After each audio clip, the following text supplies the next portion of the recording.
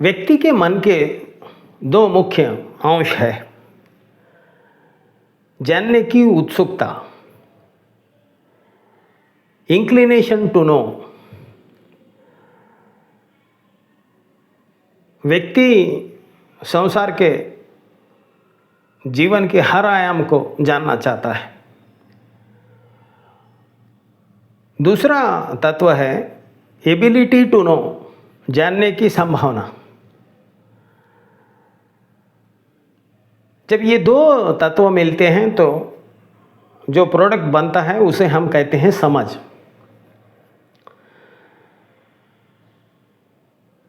और मन इसी समझ से बनता है। हर व्यक्ति में ये दो तत्व है, लेकिन सिर्फ उसका अनुपात अलग अलग है।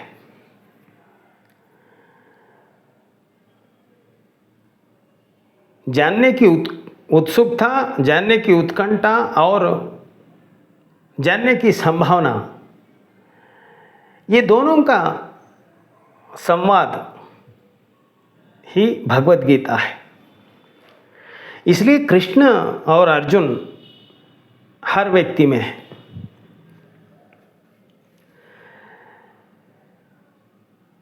विज्ञान का जो विकास हुआ वो इन दो तत्वों के आधार पर ही हुआ है। जितना जान सकता था व्यक्ति उतना जान चुका है। जैसे ही क्वांटम फिजिक्स का आविष्कार हुआ तो अब सबसे बड़ा प्रश्न समाज के सामने, व्यक्ति के सामने ये है कि एक्चुअली नेचर ऑफ रियलिटी क्या है, ये संसार का सत्य क्या है। क्योंकि जैसा हमें दिखता है वैसा तो ये संसार है नहीं। अब इसकी पुष्टि हो गई। तो फिजिक्स के जितने भी वैज्ञानिक हैं अब वो क्वांटम जगत में अब रुक गए हैं, क्योंकि 5 इंद्रियों की जो सीमा है वो समाप्त हो गई। अब क्लासिकल फिजिक्स के जो भी मेजर है वो अपने शिखर पर आ गए हैं। तो और क्वांटम फिजिक्स में ये मेजर्स चलेंगे नहीं। तो क्वांटम फिजिक्स की अणु के भीतर की जो दुनिया जानना है उसके लिए अब क्या करें, क्योंकि जब तक इसे जानेंगे नहीं तब तक संसार का सत्य क्या है इसका पता हमें नहीं चलेगा। फिर इसकी समझ बनाएं कैसे। सूर्य किरण में कोई कलर नहीं होता, लेकिन जैसे ही इसे हम देखते हैं फिर उसमें कलर आ जाते हैं। कलर हमारे ब्रेन्स में नहीं है, लेकिन फिर भी कलर्स हमें दिखते हैं। हमारे शरीर में भी ये क्लासिकल फिजिक्स और क्वांटम फिजिक्स का गेम चल रहा है। सेल का जो एटम है उसके भीतर भी ये चमत्कार है। फिर आखिर में इस नेचर ऑफ रियलिटी को, संसार के सत्य को हम जाने कहते हैं। फिजिक्स के वैज्ञानिक और मैथमेटिशियन तज्ञ सर पेनरोज का कहना है कि जब तक हम इस क्वांटम फिजिक्स के परे ऐसा लगता है कोई तत्व है, तब तक उसे नहीं जानेंगे तो ये अणु के भीतर का जो जगत है, क्वांटम फिजिक्स का जो जगत है, उसको हम समझ नहीं पाएंगे। तो सर पेनरोज एक नए तत्व की बात कर रहे हैं। उसी तरह शरीर के वैज्ञानिक भी, न्यूरोसाइंटिस्ट, न्यूरोसाइकोलॉजिस्ट, इनका भी मानना है कि हमारे ब्रेन में एक ऐसा तत्व है जो हमारे शरीर में होते हुए भी हमारे शरीर का हिस्सा नहीं है। जब तक इस तत्व को हम नहीं जानते, इसका हमारे शरीर पर क्या इफेक्ट है उसको जब तक हम नहीं जानते, तब तक हम इस शरीर के रचना को और ये हमारा जीवन किस तरह चल रहा है उसको भी हम नहीं जान सकते। तो जितनी भी खोज हमारे शरीर और मन के ऊपर हुई है, तो इनका मानना है कि ये खोज अधूरी है। अब इस संदर्भ में कृष्ण क्या कहते हैं ये समझना बहुत आवश्यक है।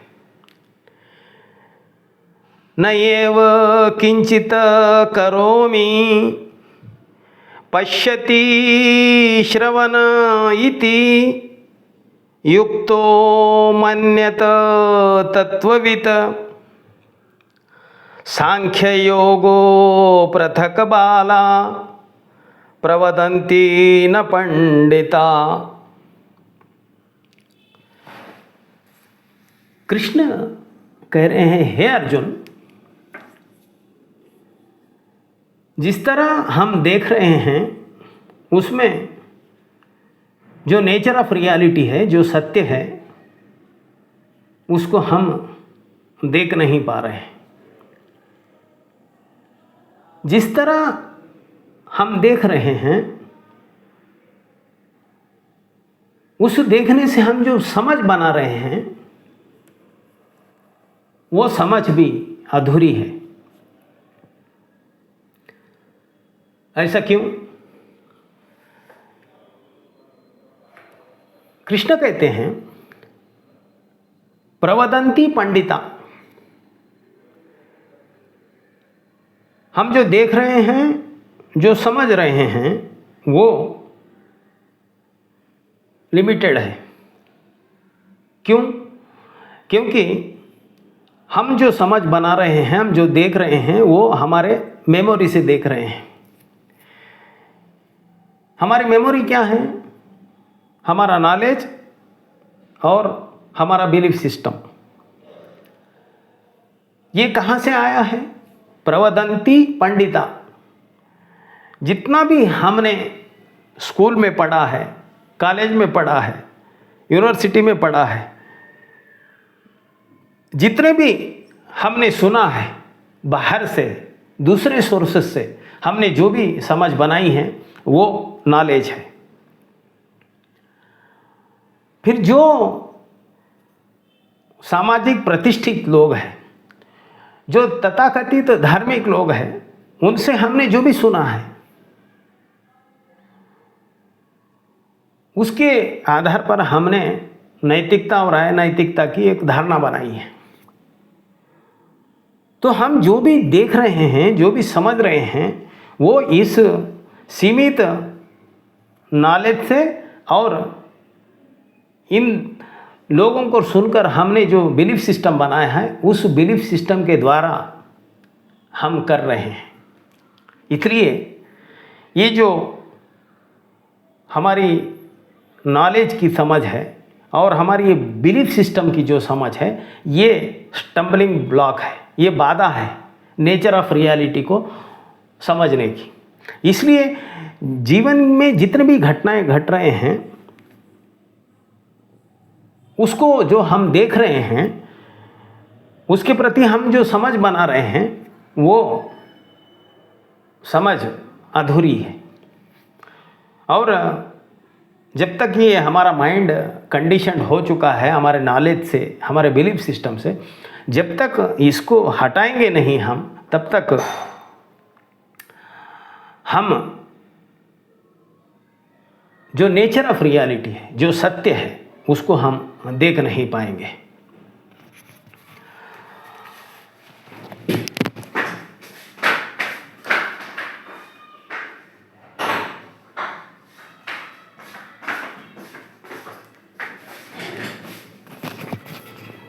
बुद्ध को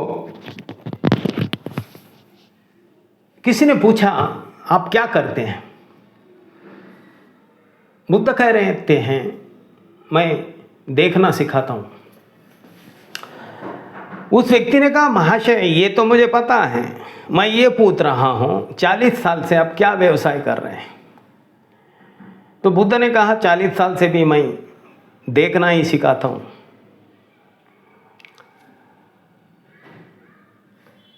तो बुद्ध कह रहे हैं, जिसे हम देखना कहते हैं वो देखना नहीं है, जिस देखने से हम समझ बना रहे हैं वो समझ अधूरी है। अब छोटे उदाहरण से हम समझेंगे। 8 महीने पहले मेघालय में एक घटना घटी। एक प्रेमिका ने अपने पति का खून कर दिया अपने प्रेमी के साथ मिलकर, बॉयफ्रेंड के साथ मिलकर। 8 महीने के बाद पुणे में ऐसी एक घटना घटी। कहते हैं प्रेमिका ने ही अपने होने वाले पति को हत्या किया अपने बॉयफ्रेंड के लिए। लोगों ने कहा ये दो भी घटना सेम है, और उन्होंने उस तरह की समझ बनाई। जो समझ बनी वो जो पहली घटना घटी उसमें जो लड़की थी और जो उसका बॉयफ्रेंड था, हम ये ग्रहित पकड़ कर चलते हैं कि उनको जो कर्म वो लोग कर रहे थे, जो दुष्कर्म वो लोग कर रहे थे, उसके परिणाम उनको पता नहीं थे। लेकिन 8 महीने तक इस घटना की चर्चा होती रही सोशल वेबसाइट पे। तो जिन्होंने ये दुष्कर्म किया पुणे में उसी तरह का, उनको तो उसके परिणामों की जानकारी थी।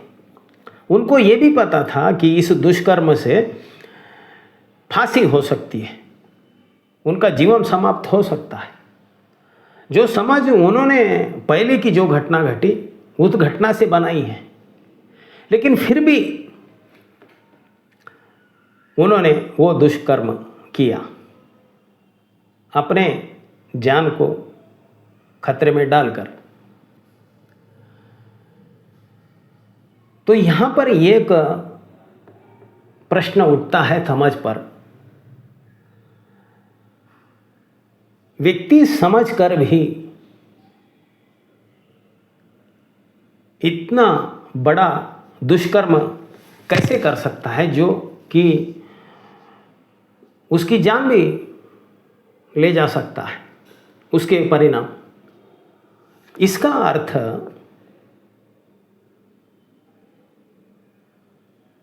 उसके भीतर जो समझ बनी कि ये दुष्कर्म कर्म करने से हमें मौत की भी सज़ा हो सकती है, उस परिणाम को भी तोड़कर, उस परिणाम को भी एक्सेप्ट करने के बाद कोई ऐसा तत्व हावी हो गया जो उसे वो कृत्य करने पर मजबूर कर दिया। तो हम जो समझ बना रहे हैं, क्या वो सिर्फ हमारी समझ है या फिर इस समझ में कोई और तत्व भागीदार बन रहा है? ये निष्कर्ष, ये प्रश्न तर्कयुक्त है। तो कृष्ण कहते हैं जिसमें देखने की कला है उसकी समझ फिर गहरी बनने लगती है। कृष्ण इसे कहते हैं सांख्य योग। सांख्य योग देखने और समझने की कला है।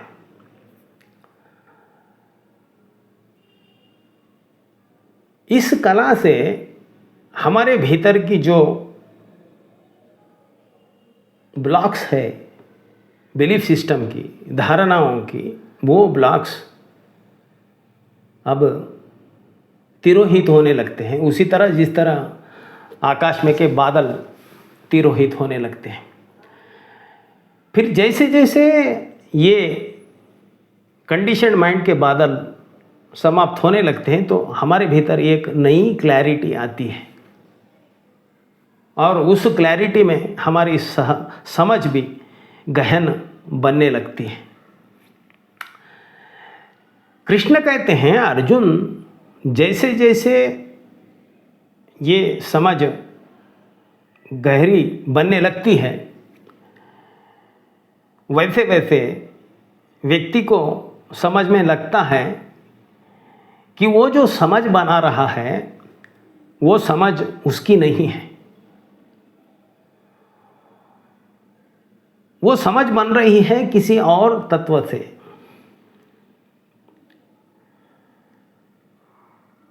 कृष्ण कहते हैं ये कला सांख्य योग की जो कला है, उस सांख्य योग की कला से देखने से ये समझने की गहराई आती है। और फिर कृष्ण कहते हैं पृथक बाला, ये देखने की कला और ये समझ की गहराई अर्जुन धीरे धीरे बढ़ती है, उसी तरह जिस तरह एक बच्चा बड़ा होता है। तो कृष्ण कह रहे हैं अर्जुन, जीवन में संसार में जो भी घट रहा है, सीमित दायरे से अगर देखोगे तो वो सब एक ही जैसे दिखते हैं। हमें लगता है ये हमारे मेमोरी का ही हिस्सा है, लेकिन अगर गहराई से देखो तो पता चलता है कि घटना ज़रूर एक जैसी लगती है, लेकिन उसके भीतर का जो तत्व है वो तत्व बिल्कुल अलग है। हर घटना एक नई घटना है। ये सिर्फ डिपेंड पड़ता है कि व्यक्ति के देखने की क्षमता और समझने की क्षमता कितनी गहरी है। आज इतना ही।